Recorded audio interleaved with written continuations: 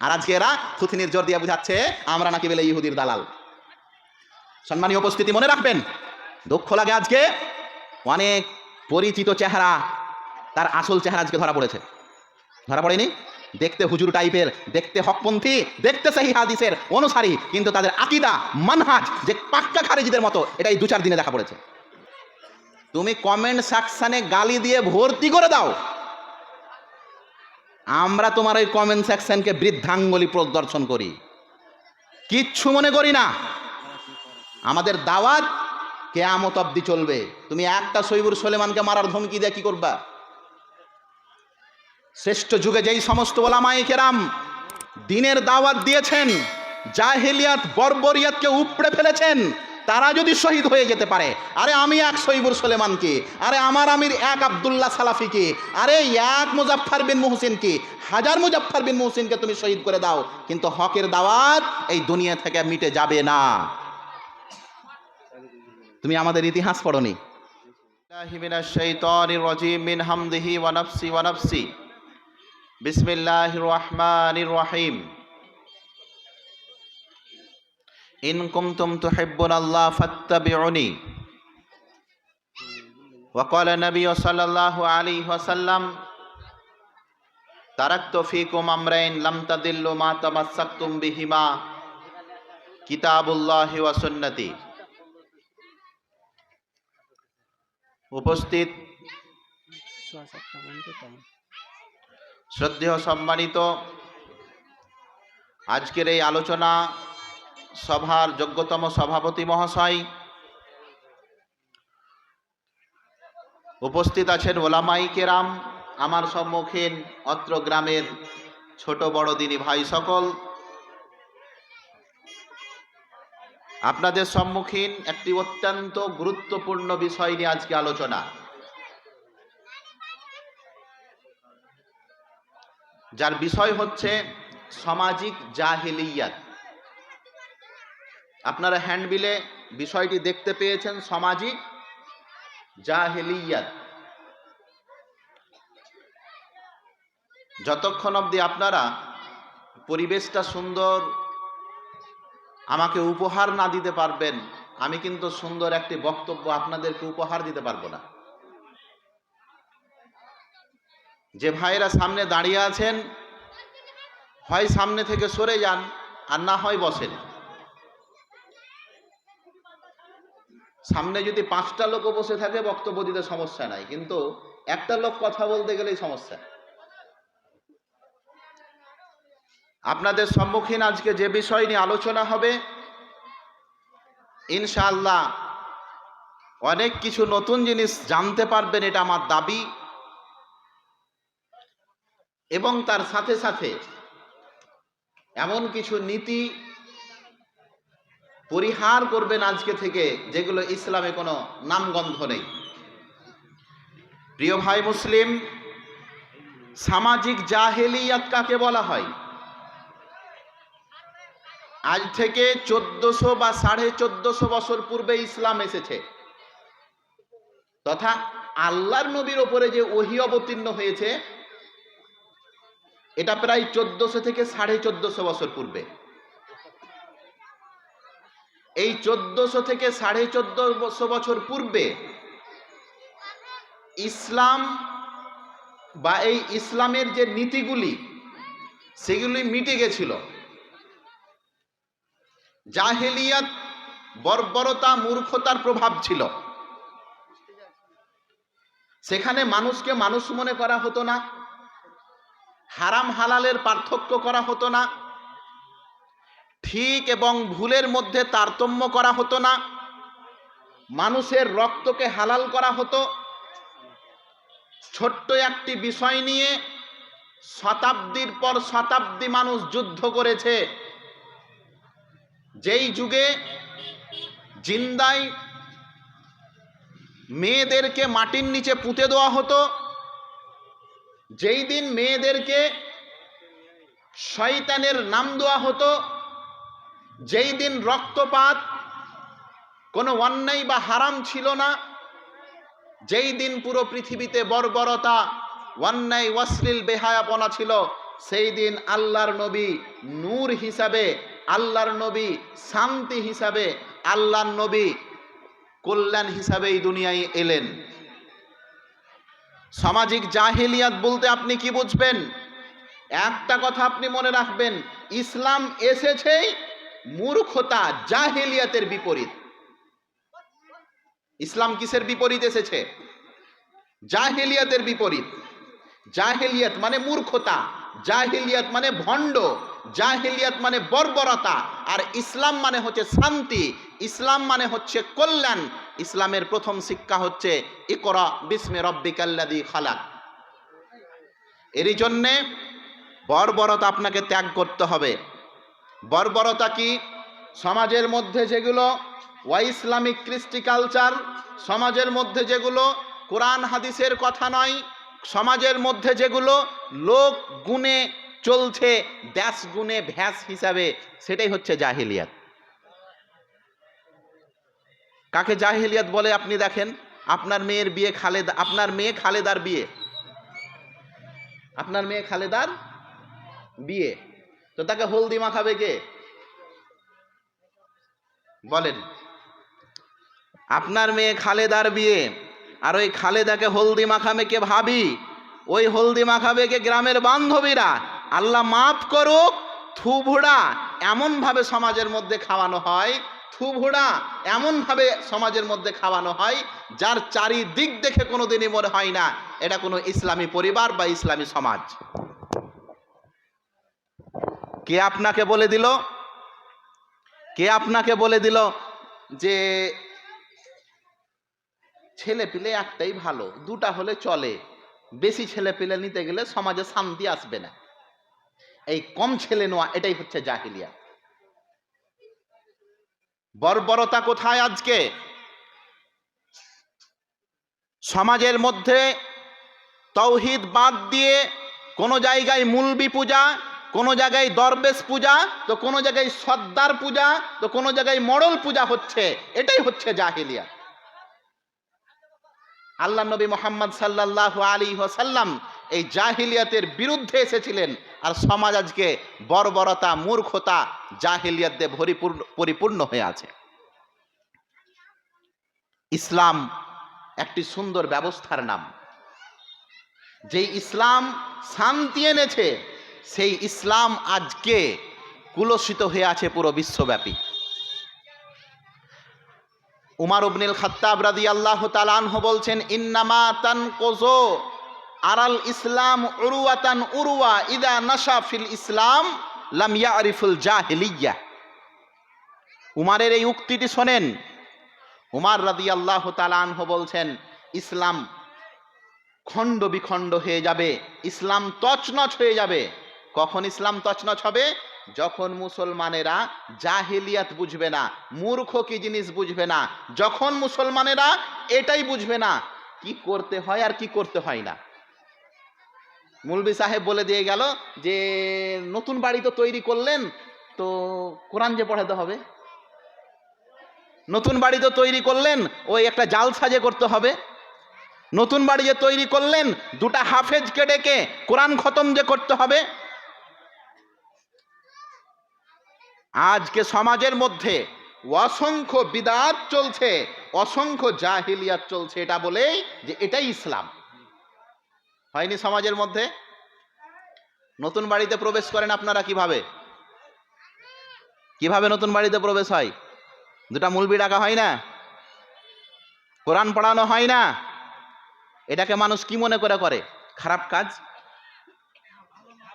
এটাকে কি মনে করে করে মানুষ?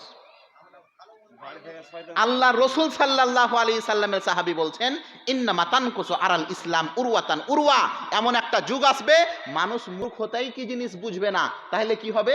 যেটা মূর্খতা, যেটা বর্বরতা, যেটা ইসলামে নেই, সেটাকেই মনে করবে ইসলাম। যেটা নেই ইসলামে, সেটাকেই মনে করবে ইসলাম। কোনটা নেই মুলবি সাহেব? আরে আপনি যে মুলবিকে ডেকেছেন আর ডেকে বলছেন নতুন বাড়িতে তৈরি করলাম, একটা জালসাগুলো করতে হবে। আপনার মুলবি সাহেবকে আপনি বললেন না আল্লাহর নবী মক্কা থেকে মদিনা গেলেন, গেছেন না? যাননি?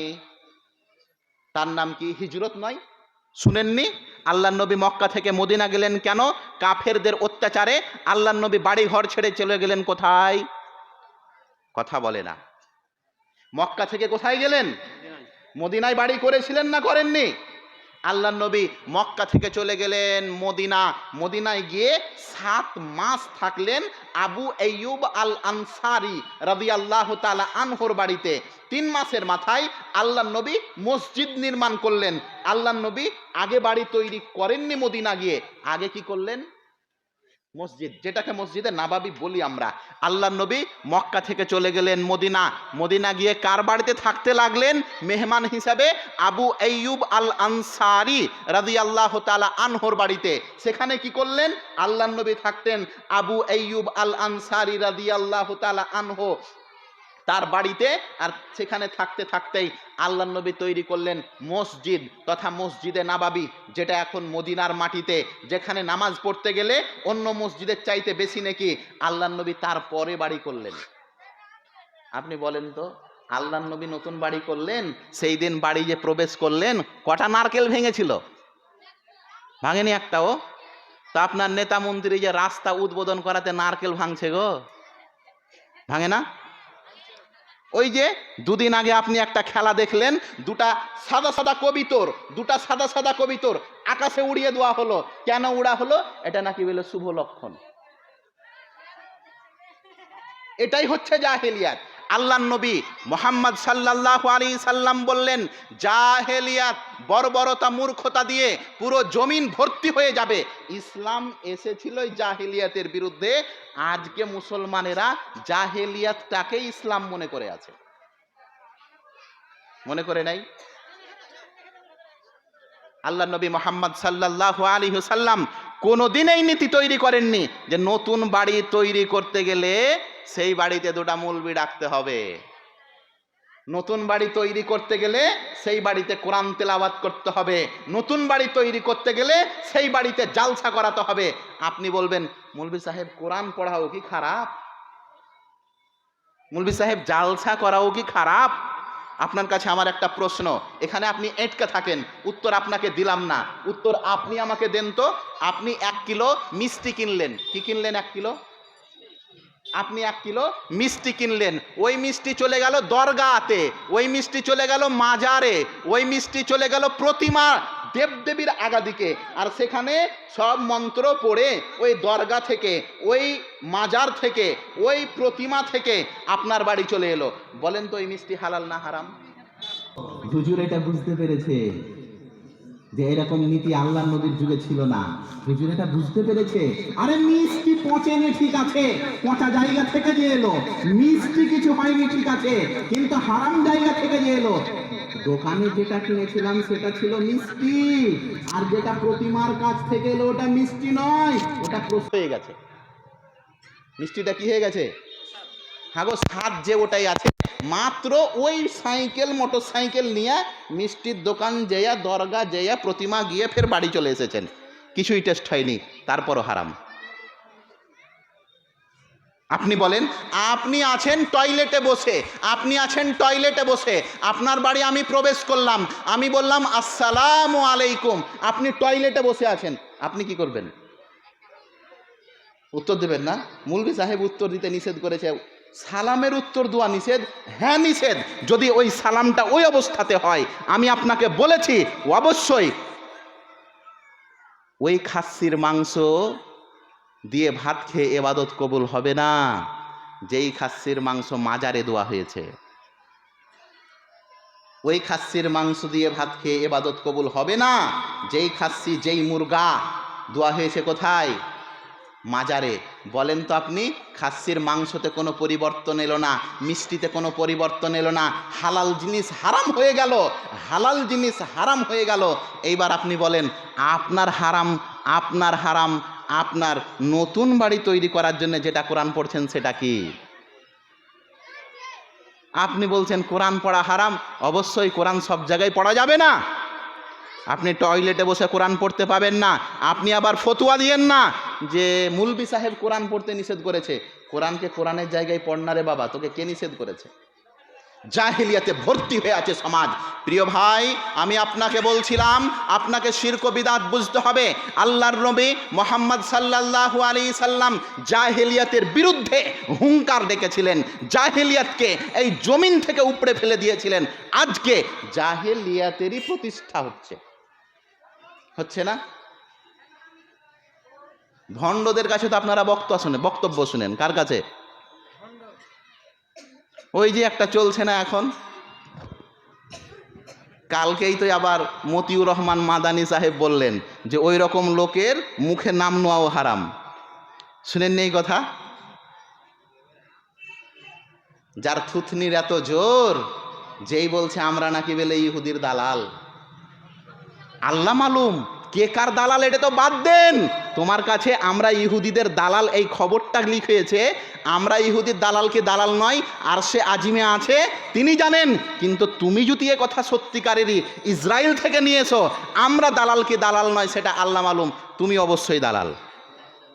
এই খবর এলো কি করে তোমার কাছে? আজকে আমি বলতে চাই, যেই ঘুংটাওয়ালাদের বিরুদ্ধে তুমি লেগেছো, এই ঘুংটাওয়ালাদের পা চেটে চেটেই তুমি আজকে স্টেজে জায়গা পেয়েছো। এর কোনো কেউ বক্তব্য শুনতো? এই যে ঘুংটাওয়ালাদের বিরুদ্ধে বলছে, আপনি এর ইতিহাস খোলেন। 2012, 2013, 2011, 2012, 2013 এই তিনটি সাল, 2011, 2012, 2013 কেউ একে স্টেজ দেয়নি। সর্বের প্রথম জামাতে আহলে হাদিসই তাকে স্টেজ দিয়েছে। আজকে তুমি মায়ের সামনে নানির বাড়ির গল্প শোনাচ্ছ তুমি, হ্যাঁ? মায়ের কাছে নানির বাড়ির গল্প শুনিয়ে লাভ হবে? ওটা তো ওরই বাড়ি, মা তো সবই জানে। মায়ের কাছে নানির বাড়ি গল্প শুনিয়ে লাভ হবে না। তোমার নারী নক্ষত্র তাপ জানি। তুমি বলছো ইহুদিদের বিরুদ্ধে হুঙ্কার এদের নেই, এই জুব্বালারা ইহুদিদের পক্ষে। আল্লাহর কসম করে বলছি, তুমি ইতিহাসই জানো না। যাও তুমি ইতিহাসের পাতাকে জিজ্ঞাসা করো, ইহুদি রাষ্ট্র, কাফের রাষ্ট্র, নাপাক বীর্য, এই ইহুদি রাষ্ট্র যখন কায়েম হয়, এই ইহুদি রাষ্ট্র যখন জন্ম হয়, সর্বের প্রথম পৃথিবীর মাটিতে যদি কেউ বিরোধিতা করেছে তো সৌদি আরব করেছে, করেনি? 1947 ইহুদি রাষ্ট্র কায়েম করলো ইউএন তথা জাতিসংঘ। 47 এই ইউএন জাতিসংঘ ফিলিস্তিনকে কেটে ইসরায়েলের ভাগাভাগি করে দেয়। সর্বের প্রথম যদি বিরোধিতা কেউ করেছে 1947 পরে, ঠিক 10 বছরের মাথায় 1957 সর্বের প্রথম ইসরায়েলের বিরুদ্ধে যদি কেউ যুদ্ধ করেছে তো এই ঘুংটাওয়ালারাই করেছে। কে করেছে? এই ঘুংটাওয়ালারাই করেছে, এই খারেজিরা করেনি। তুমি আজকে বলছো, এই আপনি দেখছেন না ফিলিস্তিনের ওপরে যে ইসরায়েল বম ফেলছে, তো সবচাইতে বেশি সাপোর্ট করেছে ইসরায়েলকে কে? নাকি বেলে ইরান। কি করেছে? ইরান বেলে মিসাইল সেট করে রেখেছে কার দিকে? ইসরায়েলের দিকে। এটা 3 মাস ধরে শুনে আসেন না? আল্লাহু আকবার। আরে ভাই, মিসাইল ইসরায়েলের ওপরে ফেলা তো দূরের কথা, ইরানের এখন অবধি শব্দ খরচ করা ছাড়া রাজনৈতিক কোনো সম্পর্ক ত্যাগ করেনি। আর তুমি দেখো গা সৌদি আরবকে, অবধি এমবিসি বসতে দেয় না সৌদি আরব। সৌদি আরব কি করতে দেয় না? এখন অবধি এমবিসি বসতে দেয় না। কার? ইসরায়েলের।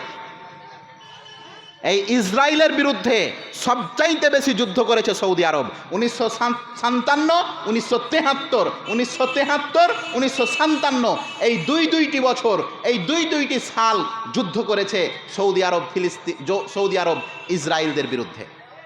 আর আজকে এরা থুথনির জোর দিয়ে বুঝাচ্ছে আমরা নাকি বলে ইহুদির দালাল। সম্মানীয় উপস্থিতি, মনে রাখবেন, দুঃখ লাগে আজকে অনেক পরিচিত চেহারা, তার আসল চেহারা আজকে ধরা পড়েনি?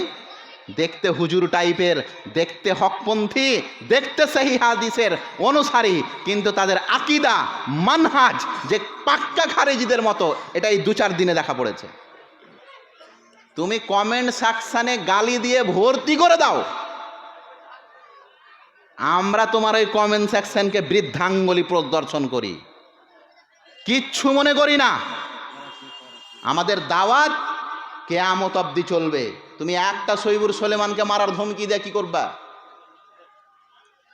শ্রেষ্ঠ যুগে যেই সমস্ত ওলামায়ে কেরাম দ্বীনের দাওয়াত দিয়েছেন, জাহেলিয়াত বর্বরিয়াতকে উপড়ে ফেলেছেন, তারা যদি শহীদ হয়ে যেতে পারে, আরে আমি এক সহিবুর সুলেমানকে, আরে আমার আমির এক আব্দুল্লাহ সালাফিকে, আরে এক মুজাফফর বিন মুহসিনকে, হাজার মুজাফফর বিন মুহসিনকে তুমি শহীদ করে দাও, কিন্তু হকের দাওয়াত এই দুনিয়া থেকে মিটে যাবে না।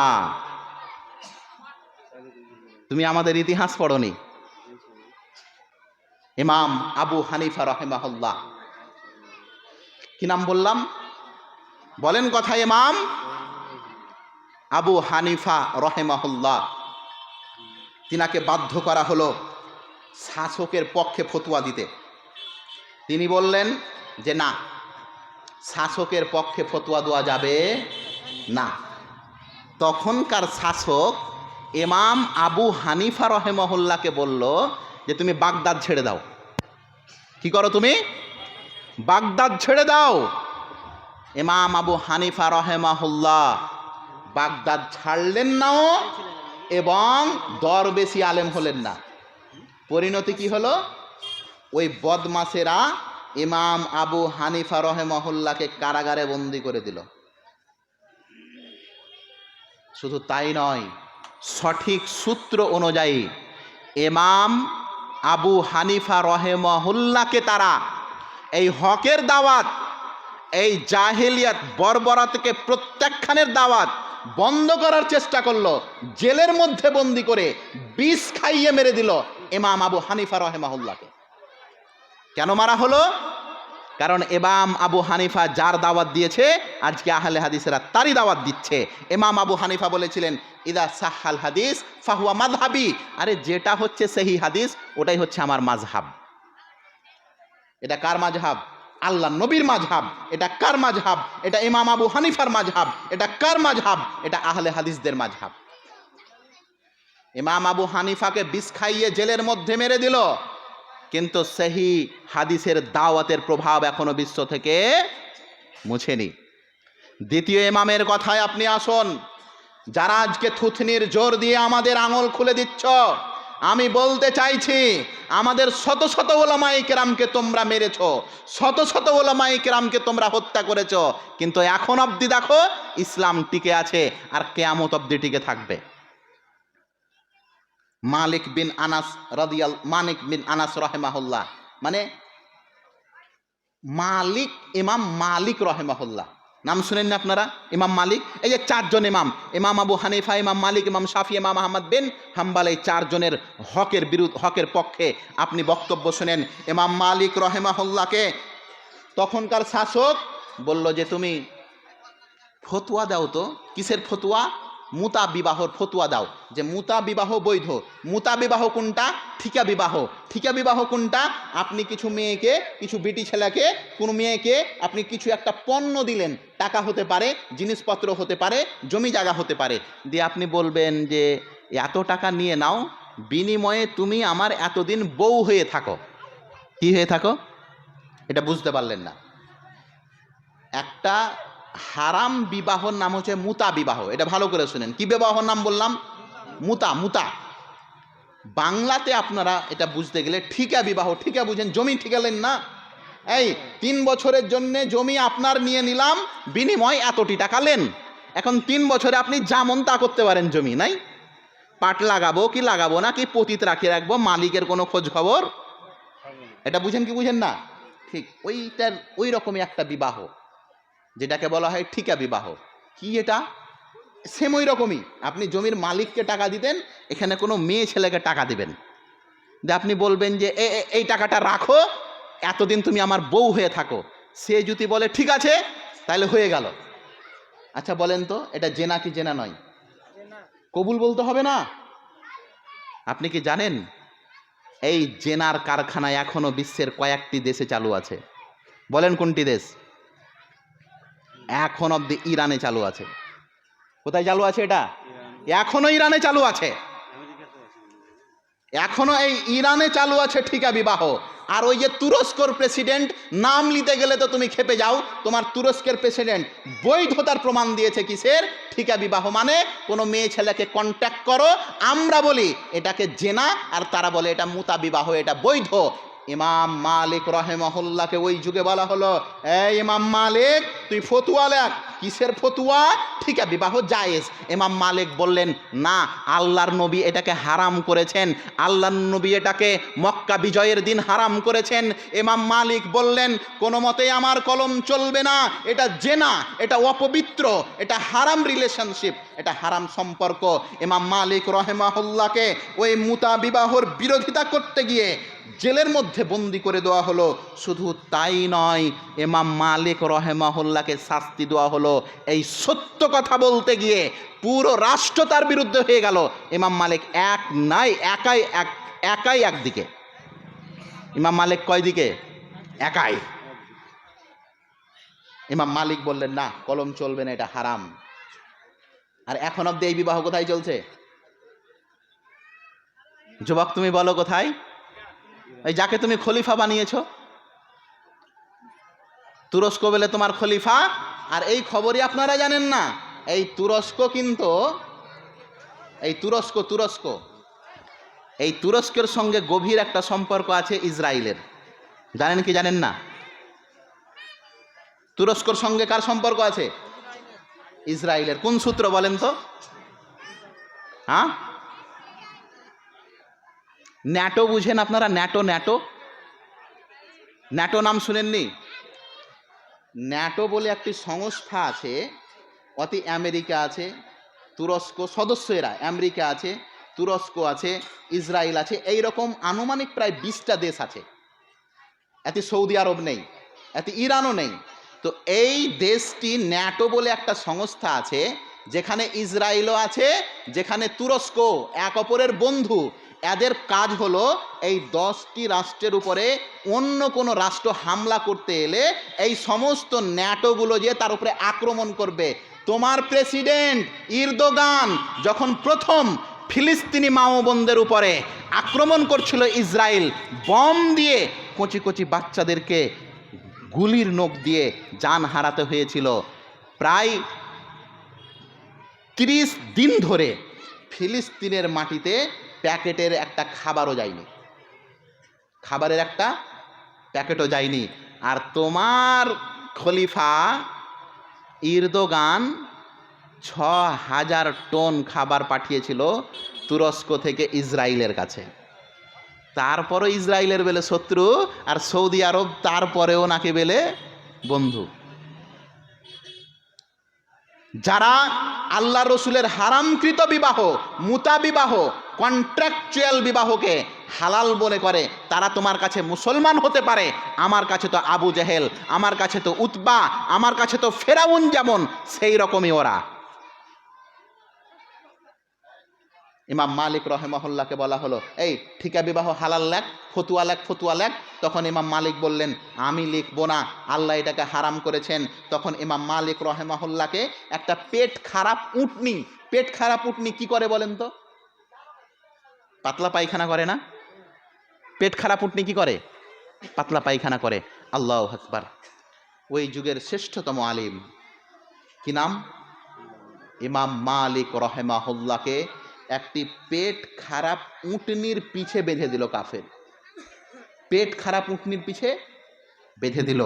আর ওই পেট খারাপ উটনি যে পাতলা পায়খানা করে, ইমাম মালিক রহেমাহুল্লাহর মুখে পড়ে। ইমাম মালিক রহেমাহুল্লাহকে তারপরেও তখনকার খলিফা বলল, ইমাম মালিক তুই তোর ফতুয়া থেকে ফিরে আয়, তুই বল এই ঠিকা বিবাহটা বৈধ, তুই বল এই ঠিকা বিবাহটা বৈধ। ইমাম মালিক রহেমাহুল্লাহ কোনো মতেই সেটা মেনে নিলেন না। শেষ মুহূর্তে ওই রকম অত্যাচার করতে করতে ইমাম মালিক রহেমাহুল্লাহ এই দুনিয়া ত্যাগ করে দিলেন। তবুও বাতিলের সঙ্গে কখনোই মাথা নত করেন। আজকে তোমরা আমাদেরকে ইহুদির দালাল বলছো। ইহুদিদের বিরুদ্ধে সবচাইতে বেশি হুঙ্কার যদি কেউ দিয়ে থাকে, সবচাইতে বেশি বক্তব্য যদি কেউ দিয়ে থাকে, সবচাইতে বেশি কলমের জোর যদি কেউ দেখে থাকে, তো সালফে সলেহিনী দেখিয়েছেন, এই ঘুংটাওয়ালারা দেখিয়েছেন। এরই জন্যে তো এই ঘুংটাওয়ালাদের ব্যাপারে শোনেন, ইমাম আহমদ বিন হাম্বাল রহিমাহুল্লাহ 10 লাখ হাদিসের হাফিজ। কয় লাখ হাদিস? 10 লাখ হাদিস কর্তৃকে বলে জানেন আপনি? বুখারী নাম শুনেছেন? বুখারী নাম শুনেননি? আরে ভাই, বুখারীতে আনুমানিক হাদিস আছে মাত্র 7,500। কতটি? আচ্ছা, যদি বুখারী 7,500 হাদিস রেখে 2টি খণ্ড হয়, আর এত বড় বড় বই হয়, মাদ্রাসাগুলোতে পড়া হয় দেখবেন, এত বড় বড় বই, তারপরও 2 খণ্ড, 10 লাখ কত বড় বই হবে গো? আর ওই 10 লাখ শুধু পাতাতে ছিল না, ইমাম আহমদ বিন হাম্বালের এখানে ছিল। এত বড় র্যাঙ্কের আলেম, এত বড় র্যাঙ্কের আলেম কে? ইমাম আহমদ বিন হাম্বাল। তিনি বলছেন, ইমাম আহমদ বিন হাম্বাল বলছেন, আল মালাইকাতু হাররাসুস সামা ওয়া আহলাল হাদিস হাররাসুল আরদ। 10 লাখ হাদিসের হাফিজ, 10 লাখ হাদিস যার ব্রেনে ছিল, আপনি ভাবেন কত বড় আলেম, আপনি ভাবেন কত বড় মুহাদ্দিস, আপনি ভাবেন একবার কত বড় পণ্ডিত ব্যক্তি। তিনি বলছেন আকাশের পাহারাদার হচ্ছে ফেরেশতারা, আকাশের পাহারাদার হচ্ছে ফেরেশতারা। যদি শয়তান ওপরে উঠে তাহলে তারা উল্কা ছুঁড়ে মারে, আগুন ছুঁড়ে মারে। আকাশের পাহারাদার কে? আকাশের পাহারাদার ফেরেশতারা। আর জমিনের পাহারাদার কে? না তো আহলে হাদিসেরা। কে বলছেন এটা? ইমাম আহমদ বিন হাম্বাল। তুমি পারো তো ঠেকাও একবার, তুমি বলো ইমাম আহমদ বিন হাম্বাল ইহুদিদের দালাল। তুমি বলো ইমাম আহমদ বিন হাম্বাল ইহুদিদের দালাল। ইমাম আবু দাউদ রহমাহুল্লাহ তিনি বলছেন, এই পৃথিবীর মাটিতে কোনো ব্যক্তিরা যদি নাজাত পায়, পরিত্রাণ পায়, তারা হচ্ছে আহলুল হাদিস। তারা কারা? আপনি তো খুব গরম গরম ফতোয়া দিলেন, আপনি তো খুবই গরম গরম ফতোয়া দিলেন। দুদিনকার চ্যাংড়া নামাজ ধরেছে আর বলছে বিবাহতে মেয়েকে কবুল করাতে হবে না। দুদিনকার চ্যাংড়া 2 দিন ধরে নামাজ পড়েছে, একটু একটু দাড়ি ছেড়েছে। দুদিনকার মুলবি, দুদিনকার চ্যাংড়া ছেলে, দুদিনকার নামাজি, আর আজকে পুটুর পুটুর করে বেড়াচ্ছে। ও বলছে যে কি বেটি ছেলেকে, মেয়াকে, বেটি ছেলেকে মেয়েকে কবুল বলাতে হবে না। সারা জীবন করেই চলে এলাম। মরব্বি চাচা শোনেন, আপনাকে বলছি, মরব্বি দাদু আপনি শোনেন, আপনাকে বলছি, সর্দার সাহেব আপনি শোনেন, আপনার সঙ্গে আজকে ঝগড়া করতে আসেনি, আপনাকে আজকে বুঝাতে এসেছি। এই যুগের শ্রেষ্ঠতম মুহাদ্দিসিনে কেরাম তিনারা যদি বলেন ইদা সাহাল হাদিস, যখনই তোমরা সহি হাদিস পাবে সেটাই হচ্ছে আমার মাযহাব। আপনার কেমন হবে না? আপনাকে বলা উচিত ছিল এই মেয়েদেরকে বিবাহতে কবুল বলাতে হবে না। তার মানে কি মেয়েদেরকে কবুল বলার কোনো হাদিস নেই? হাদিস যদি আপনি না পান, আপনি তোবা আস্তাগফিরুল্লাহ বলে মরব্বি আপনাকে ফিরে আসতে হবে। বাপ দাদার ধর্ম বলে চালানোর কোনো সুযোগ নেই। চালাচ্ছেন না আপনি? এতদিন ধরে মুলবিরা তাহলে ভুল করলো, ভুল করেছে, ঠিক করেছে, হিসাব আপনার মুলবি দিবে, আমি নয়। আপনার মুলবির প্রয়োজন মেয়েদেরকে কবুল কবুল কবুল। হ্যাঁ, আপনি প্রমাণ দেখান মেয়েদেরকে কবুল কবুল। কেন দেখাতে পারেন আপনার মুলবি? আল্লাহ রসুলের যুগে বিবাহ হয়েছে না হয়নি? কথা বলে না এরা। আল্লাহ নবীর যুগে বিবাহ হয়েছে, তাহলে আর প্রমাণ থাকবে না? কেন প্রমাণ পেশ করতে পারেন না আপনি? আপনি সিধা বলেন আল্লাহ নবী উমুকের বিবাহতে গেলেন, আল্লাহ নবী উমুকের বিবাহতে গেলেন, যে মেয়েটাকে বললেন মা কবুল বলো, মা কবুল বলো, বেটি কবুল বলো, কবুল বলো, কবুল বলো। আল্লাহ রসুলের কোনো হাদিস দেখাতে পারেন না। মরব্বি তিড়িং বিড়িং করে উঠে গেছে, 2 দিনকার চাংড়া 3 দিনকার ফতুয়া। কেন এই পরিস্থিতি? এটাই জাহেলিয়াত। রাসূল সাল্লাল্লাহু আলাইহি সাল্লামের এটা নীতি নয়। আল্লাহ রসুল বুঝালেন, আল্লাহ রসুল শিখালেন, যখন কোনো নবদম্পতিকে দেখবে, নবদম্পতি মানে যাদের আভি বিয়ে হুয়া, আভি শাদি হুয়া। বিয়ের কথা শুনতে গেলে তো দাঁত বেরিয়ে গেছে কিছু লোকের। রাত্রিবেলায় মোবাইলটাকে বহু বানায়ও না, রাত্রিবেলায় মোবাইলটাকে বহু বানায়ও না। আল্লাহ তোমার কপালে বহু লিখেছে। আল্লাহু আকবার। কি যে সমাজ তৈরি হয়েছে। বাপও জানে যে রাত 12টা বাজছে। এই শোনেন কথা, রাত কটা বাজছে? 12টা বাজছে, আর আবদুল্লার বয়স এখন 24। আবদুল্লার ঘরের ভিতর থেকে ঠুকঠাক ঠুকঠাক শব্দ আসছে। আবদুল্লার বিয়ে হয়নি, আবদুল্লার ঘরের ভিতর থেকে ঠুকঠাক আসছে। মাও শুনতে পেয়েছে, বাপও শুনতে পেয়েছে। সকালে আবদুল্লাহকে বলছে, বেটা তোমার জন্য বউ খুঁজি। না মা, চাকরি পেয়ে দিয়ে বিয়ে করব। এই তো হচ্ছে আপনাদের নীতি। এটা নীতি নয়। কোন পাগলা ভূতে আপনাকে বলে দিয়েছে কানে ফু দিয়ে, বেটা যদি প্রতিষ্ঠিত না হয় তাহলে বিয়ে দিতে পেবে না? তো হ্যাঁ গো, আপনার বেটা যদি চাকরি না পায় তাহলে বহুও পেবে না? বলেন। আরে ভাই, বিবাহর সম্পর্ক যৌবনের সঙ্গে। পেটের খিদা, পেটের খিদা, এটা ভালো করে বুঝেন। খিদা লাগে না মানুষকে? হঠাৎ করে আপনি দুপুরে মাঠ থেকে বাড়ি গেলেন, বাড়িতে বললেন কিছু আছে রে রুটি ফুটি? আরে রুটি ফুটি কিছুই নাই, কেলকের রেতকের 2টা রুটি বেঁচে আছে। ও চল ওটি দিয়ে চালিয়ে দিই। বলেন না আপনারা? গরম রুটি সকালে যেটি সেঁকনো ওটি তো শেষ হয়ে গেছে, তো রেতকে 2টা বেঁচে আছে। আপনি বলেন নাকি যে না রেতকে রুটি খাবো না, খিদা লেগেছে, কিসের টেস্ট আর কিসের স্বাদ যে। ও পেটের ক্ষুধাটা আপনি বুঝেন, যে ভালো মন্দ বুঝে না। যে করেই হোক ক্ষুধা মিটাতে হবে, তো মনের চাহিদাটা ক্ষুধা নয়।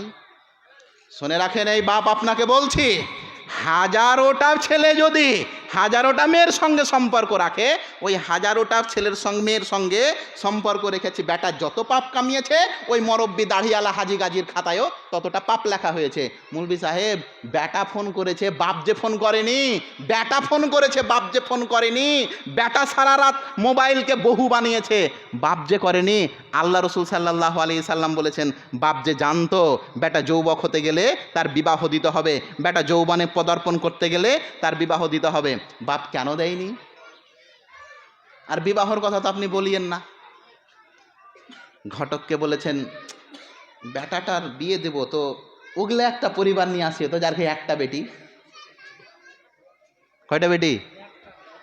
কেন একটা বেটির সঙ্গে কেন বিয়ে করবেন গো? হ্যাঁ, এই সরষাতে তো ভূত আছে।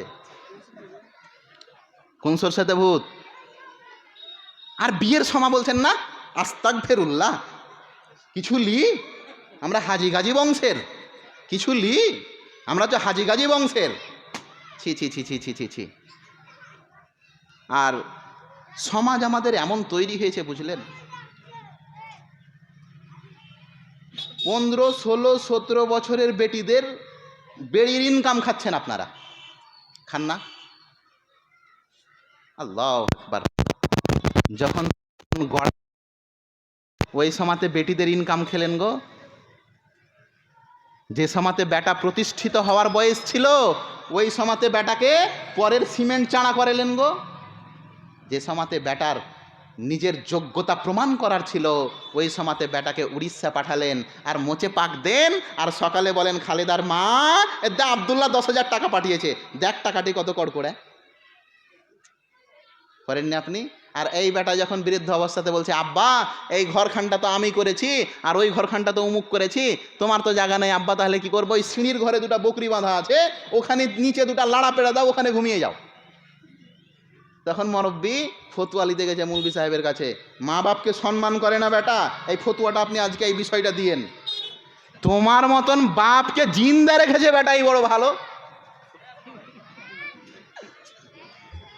এই অনেক মানুষ বলে না যে সহি করতে জানি না গো, এই কালিটা দেন তো কাজী সাহেব, কালিটা দেন, বলে না? আচ্ছা, একটা প্রশ্ন আপনাদের কাছে, এই আঙ্গুঠা ছাপ এটাকে বলে, এটা জানেন কি জানেন না? কি বলে? আঙ্গুঠা ছাপ, টিপ্পা ছাপ। আচ্ছা, ওকে টিপ্পা ছাপ কে বানালো গো? কথা বলে না। ওই নিজে টিপ্পা ছাপ হয়েছে না, ওই টিপ্পা ছাপ বানিয়েছে তার মা বাপ। কে বানালো টিপ্পা ছাপ?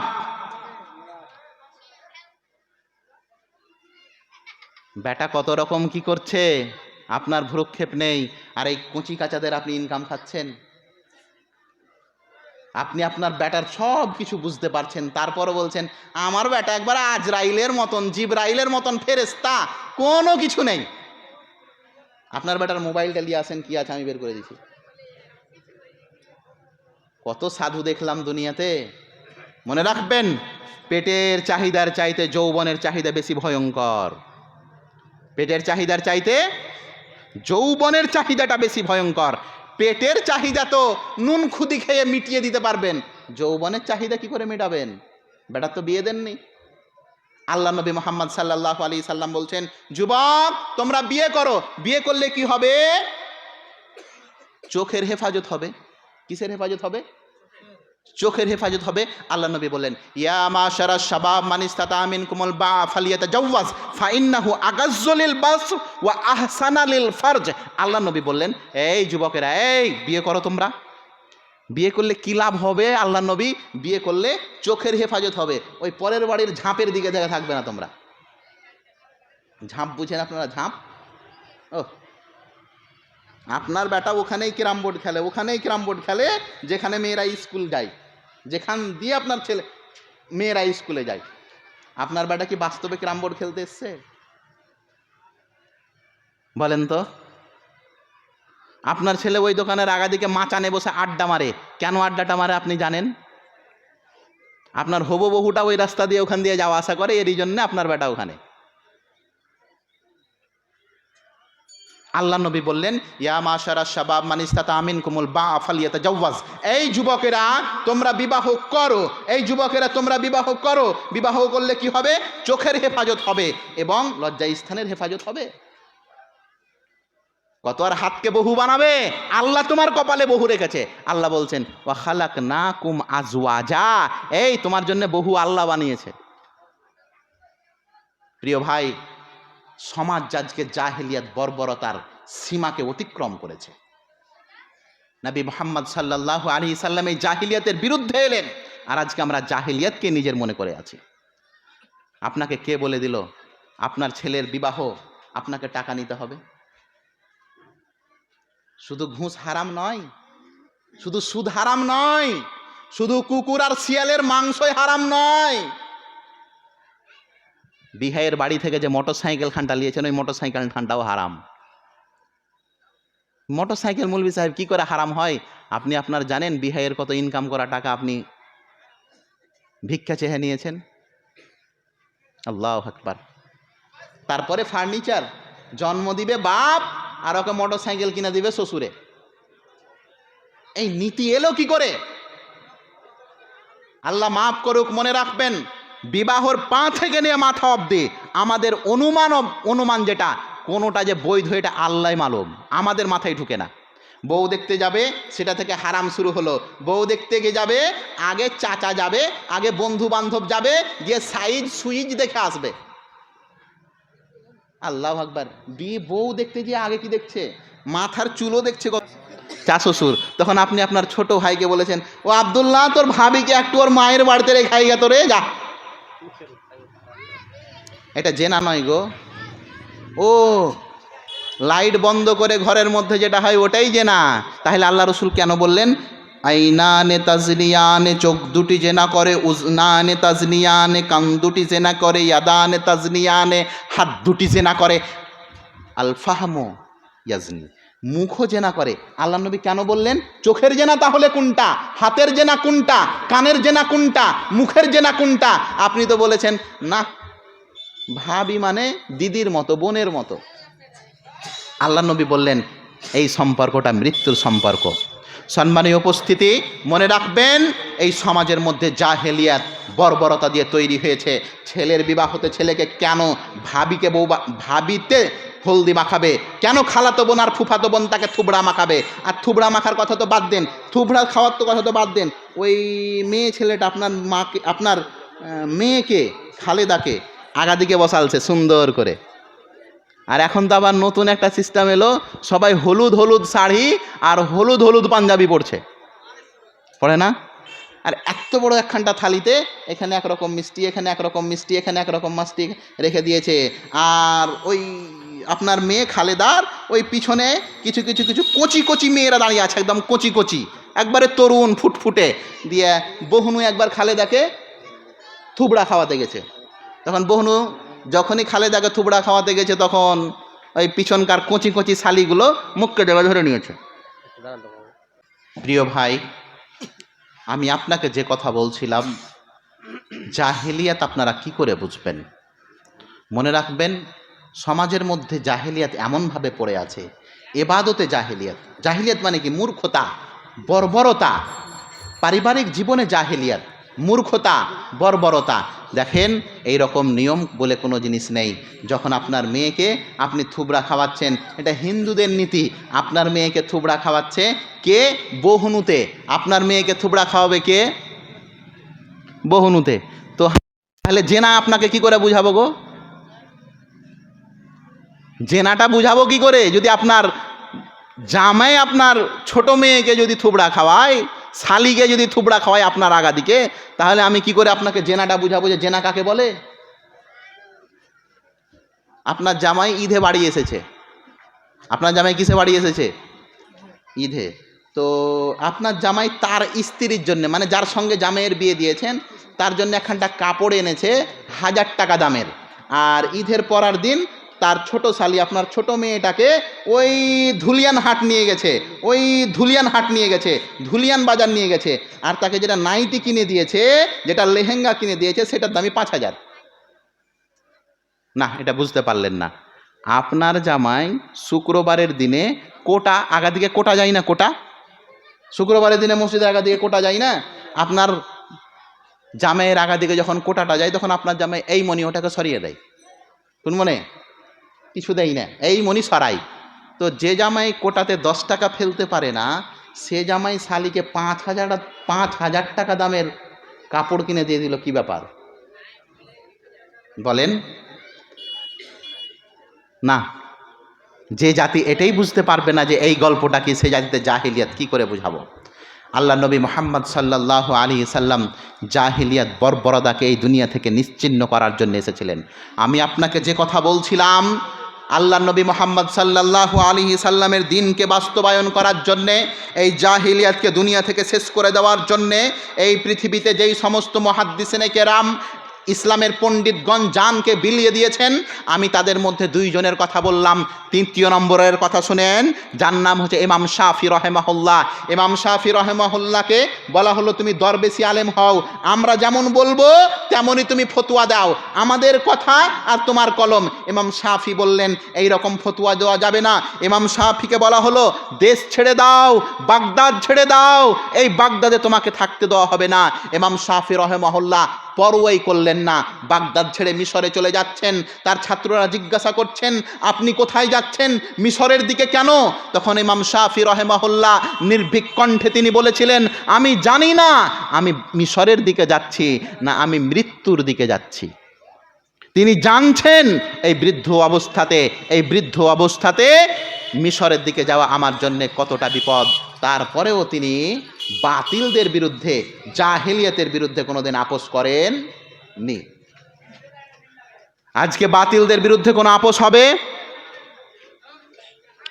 দলিল ভিত্তিক আপনারা বক্তব্য শুনবেন, এটাই হচ্ছে হক, এটাই হচ্ছে তাওহীদ, এটাই হচ্ছে মুহাব্বতে রাসূল, এটাই হচ্ছে হকপন্থী। আজকে অনেক মানুষের দেখবেন আহলে হাদিস নিয়ে খুব সমস্যা ওদের, এটা আছে কি নাই? সংগঠন করা যাবে না। সংগঠন যদি না করা যায়,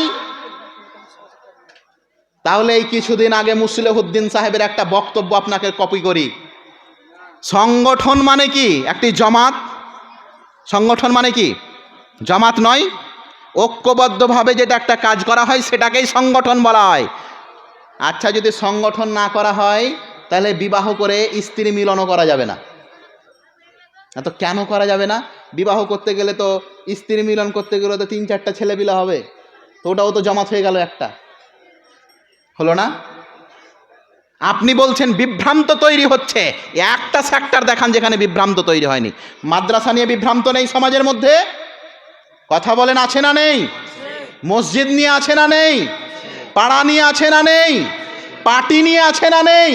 আপনার ফতোয়া তখন কেন বের হয় না যে না মাদ্রাসা নিয়ে আজকে বিভ্রান্ত, তো মাদ্রাসা করা যাবে না? জালসা নিয়ে বিভ্রান্ত, তো জালসা করা যাবে না? মসজিদের কমিটি নিয়ে বিভ্রান্ত, তো মসজিদের কমিটি করা যাবে না? যত ক্ষোভ, যত রাগ, যত বিদ্বেষ সব সংগঠনের ব্যাপারে কেন আপনার? আপনি জানেন এই সংগঠন কি জিনিস?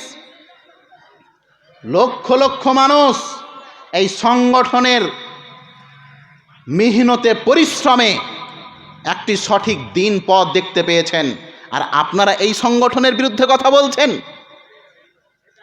আপনাদের কুমন্ত্রণায় আমাদের আমির আব্দুল্লাহ সালাফি মাটির মানুষ একজন, মিথ্যাচারে মিথ্যা কেসে ফাঁসিয়ে প্রায় 19 বছর অবধি তার উপরে কেস চালালেন আপনারা।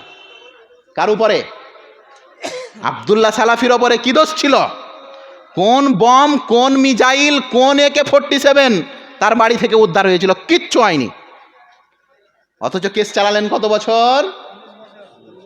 19 বছর ধরে।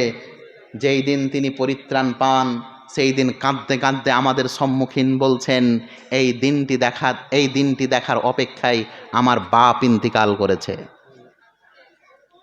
কে এর মাসুল দেবে? আজকে কেন সংগঠনের বিরুদ্ধে আপনারা এত যাচ্ছেন?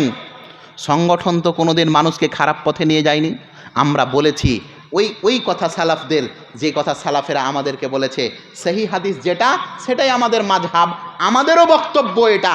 আল্লাহ রসুল বলছেন, তারাক্তু ফিকুম আমরাইন লাম তাদিল্লু মা তামাসসাকতুম বিহিমা কিতাবুল্লাহি ওয়া সুন্নতি।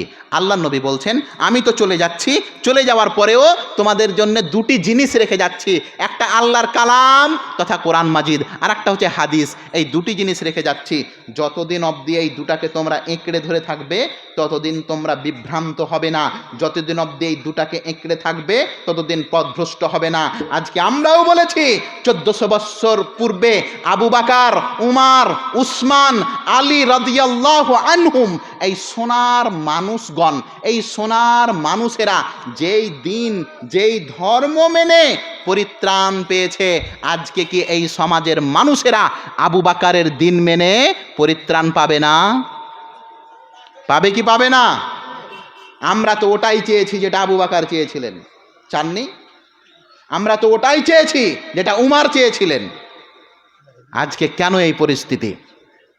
প্রিয় ভাই, বর্বরতা জাহেলিয়াত, এই বর্বরতা জাহেলিয়াতকে আপনি না বলুন। আল্লাহ নবী মুহাম্মদ সাল্লাল্লাহু আলাইহি সাল্লাম এই দুনিয়াতে এসেছিলেন জাহেলিয়াতের বিরুদ্ধে। আল্লাহ নবী এসেছিলেন কিসে? জাহেলিয়াতের বিরুদ্ধে। আল্লাহ রসুল এসেছিলেন জাহেলিয়াতের বিরুদ্ধে। আজকে জাহেলিয়াতকেই আপনি দিন, জাহেলিয়াতকেই ধর্ম মনে করে আছেন। আমি আপনাকে যে কথা বলছিলাম, যেই সমস্ত মুহাদ্দিসিনে কেরাম নিজের জানকে কুরবানি করে দিয়েছেন, 3 জনের কথা বললাম। ইমাম আবু হানিফা রহেমাহুল্লাহ, ইমাম মালিক রহেমাহুল্লাহ, ইমাম শাফি রহেমাহুল্লাহ।